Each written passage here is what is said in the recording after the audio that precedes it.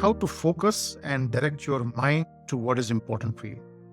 So today I'm going to share a technique that I learned as a young professional while I was learning to deliver training programs. And that has helped me immensely in improving the quality of my work as well as productivity. In fact, I use it every single day, even after years when I learned it. So this was way back when I was a rookie HR professional learning the ropes of training delivery under my guru, Naresh Purushottam. And what I would do was to sit through his training programs and take copious notes, look at how does he start, what does he say, what stories is he narrating. And then when it was my turn to deliver the programs, I would just take those notes, mug them up and just vomit them there in front of my audience. Obviously, I would not get the same results that he would get. He was a master at it.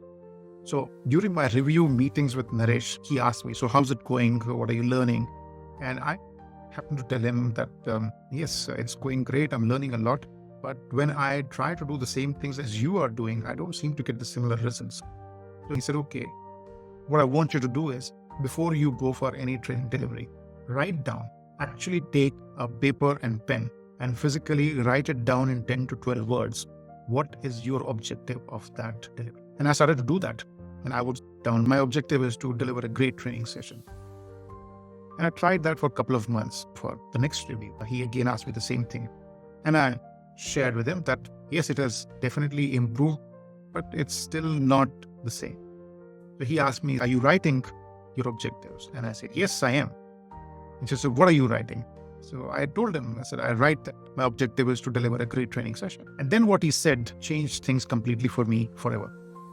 He asked me, okay, so when you are delivering a training session, who is that session for? Is it for you or for your audience? And I said, obviously it is for my audience.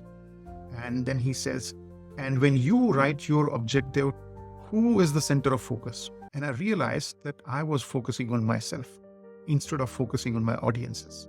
And that's where the difference was. And after a little deliberation, I came up with this statement that my objective of this session is to curate a powerful learning experience for my audiences. You see, when I wrote down to deliver a great training session, I was focusing on myself, on whether I'm saying the right words, I'm telling the right stories, or is my body language right? Am I prepared? All those things, the focus was on myself.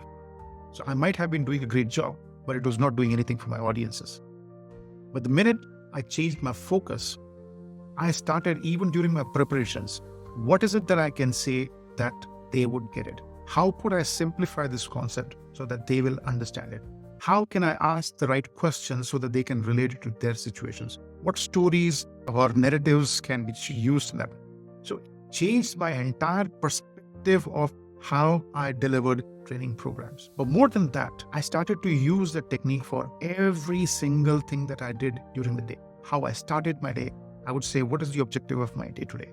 What is it that I would like to accomplish? Even before I go through any meetings or negotiation, I've started using that. And the reason why this works is because there's a powerful psychological principle which is at play here. It's called reticular activating system. In simple terms, whatever that you are seeking or whatever that you are focusing, your mind tends to show you more of that. And each one of you have experienced it. And if you understand that part, you can build the ability to direct or focus your mind in whichever direction that you want to focus it. So let me give you an example. Have you recently bought something of value, like a bike or a car or a mobile phone? And did you notice that the minute you made the decision about buying that specific color or a model, that suddenly everywhere you went, you started to see more of that product, right? That is because of a reticular activating system.